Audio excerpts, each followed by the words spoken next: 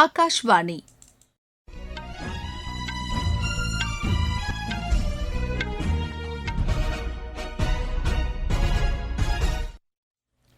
செய்திகள் வாசிப்பவர் மிருதுலா. தலைப்புச் செய்திகள்: அசாம் மாநிலம் குவஹாத்தியில் 5450 கோடி ரூபாய் மதிப்பிலான பல்வேறு திட்டங்களை பிரதமர் திரு நரேந்திர மோடி இன்று தொடங்கி வைக்கிறார்.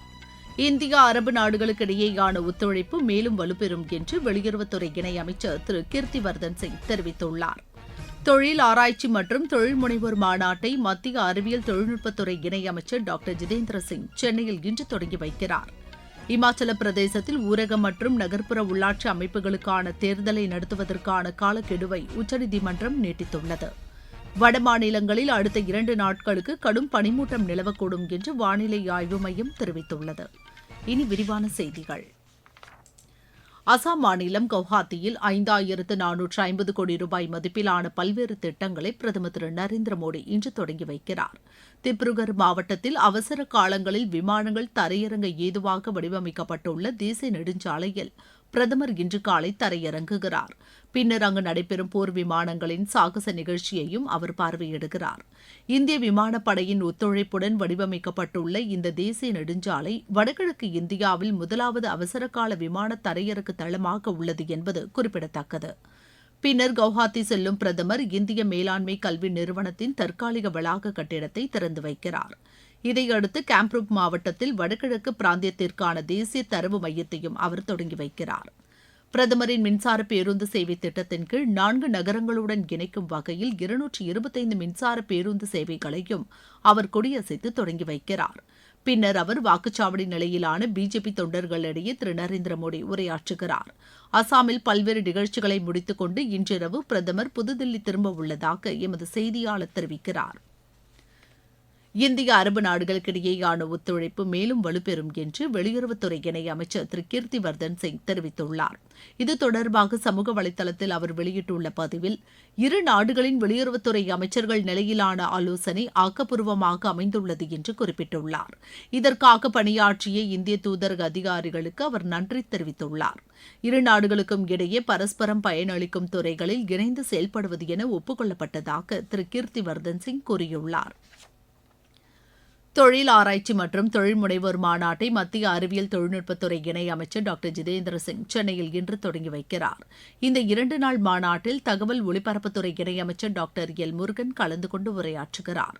இந்த மாநாட்டில் புத்தொழில் நிறுவனங்களுக்கு உத்வேகம் அளிப்பதற்கான நடவடிக்கைகள் குறித்து விவாதிக்கப்பட உள்ளதாக எமது செய்தியாளர் தெரிவிக்கிறார். சிறு குறு மற்றும் நடுத்தர தொழில் நிறுவனங்கள், தொழில்துறை நிபுணர்கள், ஆராய்ச்சியாளர்கள், பள்ளி கல்லூரி மாணவர்கள் உள்ளிட்டோர் இம்மாநாட்டில் பங்கேற்க உள்ளனர். பொதுத்துறை மற்றும் தனியார் பங்களிப்புடன் வேளாண் சார்ந்த திட்டங்களை மேற்கொள்வதில் அரசு உறுதியுடன் உள்ளதாக மத்திய வேளாண் அமைச்சகம் தெரிவித்துள்ளது. புதுதில்லியில் நடைபெற்ற ஐநா மேம்பாட்டு திட்டம் மற்றும் தனியார் அறக்கட்டளை இணைந்து நடத்திய பெருநிறுவன சமூக பொறுப்புணர்வு குறித்த மாநாட்டில் வேளாண் திட்டங்களை சிறந்த முறையில் செயல்படுத்துவது குறித்து விவாதிக்கப்பட்டது.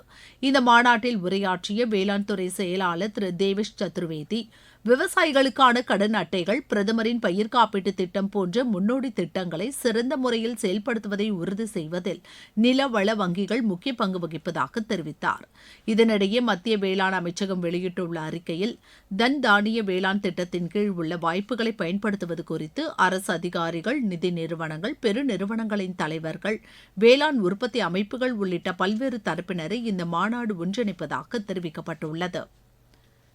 நாட்டின் கல்விக்கான சூழல் அமைப்பில் பொறுப்புணர்வுடன் கூடிய செயற்கை நுண்ணறிவு அடிப்படையிலான வளர்ச்சியை உறுதி செய்வதில் அனைவரும் இணைந்து செயல்பட வேண்டும் என்று மத்திய கல்வி அமைச்சகம் கேட்டுக் கொண்டுள்ளது.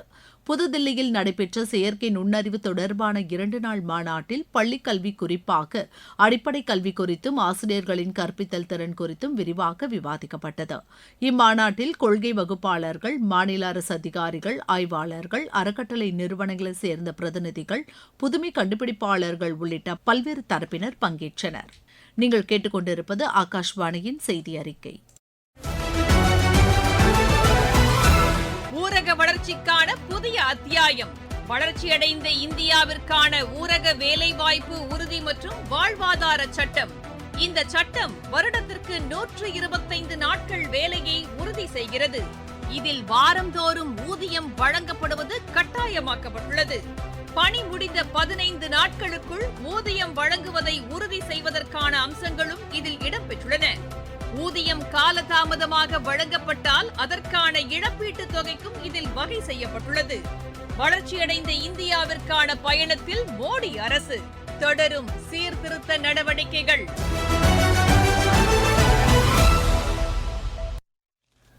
அதிகாரப்பூர்வமாக சேகரிக்கப்படும் புள்ளி விவரங்கள் நாட்டின் வளர்ச்சியில் முக்கிய பங்கு வகிப்பதாக மத்திய புள்ளியியல் மற்றும் திட்ட அமலாக்கத்துறை அமைச்சர் திரு இந்திரஜித் சிங் தெரிவித்துள்ளார்.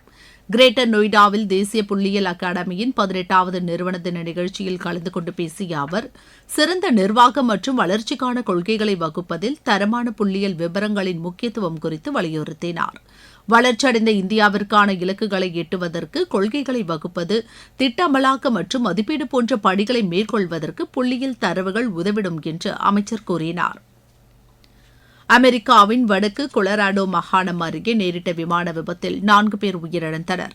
இந்த சிறிய ரக விமானம் மலைப்பாங்கான பகுதியில் செல்லும்போது எதிர்பாராத விதமாக விபத்து நேரிட்டதாக அந்நாட்டு தேசிய போக்குவரத்துக்கான பாதுகாப்பு வாரியம் தெரிவித்துள்ளது.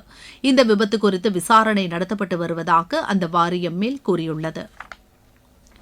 கடற்படையில் சுயசார்பு நிலையை அடைய வேண்டியதன் அவசியம் குறித்து கடற்படை படைக்கலப் பிரிவு தலைமை இயக்குநர் திரு திவாகர் ஜெயின் வலியுறுத்தியுள்ளார். உத்தராகண்ட் மாநிலம் முசோரியில் உள்ள தொழில்நுட்ப மேலாண்மை நிறுவனத்தில் நடைபெற்ற வருடாந்திர உயர்நிலை ஆலோசனைக் கூட்டத்தில் கலந்து கொண்டு அவர் பேசினார். கடல்சார் பாதுகாப்பில் உள்ள சவால்களை எதிர்கொள்ளும் வகையில் நீடித்த மற்றும் புதுமையான நடைமுறைகளை பின்பற்ற வேண்டும் என்று திரு திவாகர் ஜெயின் கேட்டுக் கொண்டார். விண்வெளித்துறையில் பிற நாடுகளுக்கு இணையாக இந்தியா விரைவான வளர்ச்சி கண்டுவரும் நாடாக உருவெடுத்து வருவதாக முன்னாள் இஸ்ரோ தலைவர் திரு கிரண்குமார் தெரிவித்துள்ளார்.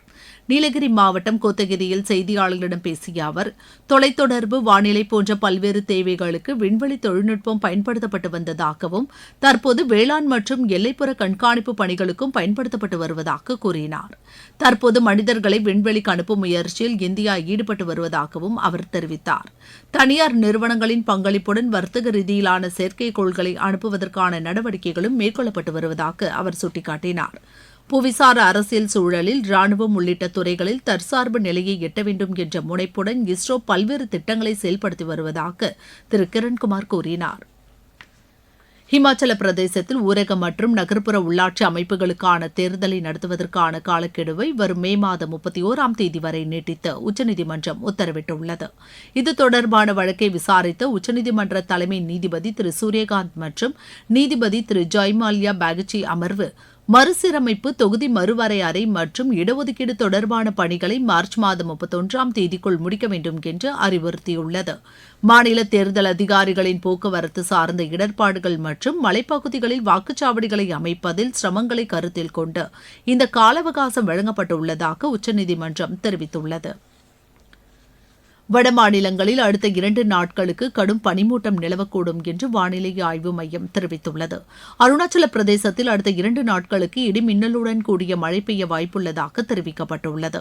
இதனிடையே கர்நாடக கடலோர பகுதிகள், கொங்கன் மற்றும் கோவாவில் மிதமான வெப்பநிலை நிலவக்கூடும் என்று அந்த மையம் கூறியுள்ளது. நாட்டின் மத்திய பகுதி மற்றும் வடமேற்கு மாநிலங்களில் அடுத்த 2 நாட்களுக்கு குறைந்தபட்ச வெப்பநிலையில் எந்தவித மாற்றமும் இருக்காது என்றும் வானிலை ஆய்வு மையம் தெரிவித்துள்ளது. அபுதாபி மாஸ்டர்ஸ் விளையாட்டுப் போட்டியில் இந்தியா 1 தங்கம் 1 வெண்கலப் பதக்கம் வென்றுள்ளது. 30 வயதிற்கு மேற்பட்டோருக்கான ஆடவர் ஹேமர் த்ரோ போட்டியில் இந்தியாவின் கிஷோரா குமார் சந்திரமோகன் தங்கப்பதக்கம் வென்றார். இதே போட்டியில் இந்தியாவின் முகமது அன்சார் வெண்கலப் பதக்கம் வென்றார். IPL கிரிக்கெட் போட்டியில் ராஜஸ்தான் அணியின் கேப்டனாக ரியான் பராக் நியமிக்கப்பட்டுள்ளார். மீண்டும் தலைப்புச் செய்திகள். அசாம் மாநிலம் கவுஹாத்தியில் 5450 கோடி ரூபாய் மதிப்பிலான பல்வேறு திட்டங்களை பிரதமர் திரு நரேந்திர மோடி இன்று தொடங்கி வைக்கிறார். இந்திய அரபு நாடுகளுக்கிடையேயான ஒத்துழைப்பு மேலும் வலுப்பெறும் என்று வெளியுறவுத்துறை இணையமைச்சர் திரு கீர்த்திவர்தன் சிங் தெரிவித்துள்ளார்.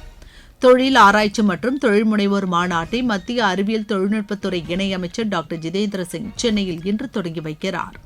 இமாச்சல பிரதேசத்தில் ஊரக மற்றும் நகர்ப்புற உள்ளாட்சி அமைப்புகளுக்கான தேர்தலை நடத்துவதற்கான காலக்கெடுவை உச்சநீதிமன்றம் நீட்டித்துள்ளது. வட மாநிலங்களில் அடுத்த 2 நாட்களுக்கு கடும் பனிமூட்டம் நிலவக்கூடும் என்று வானிலை ஆய்வு மையம் தெரிவித்துள்ளது. இத்துடன் இந்த செய்தி அறிக்கை நிறைவடைகிறது.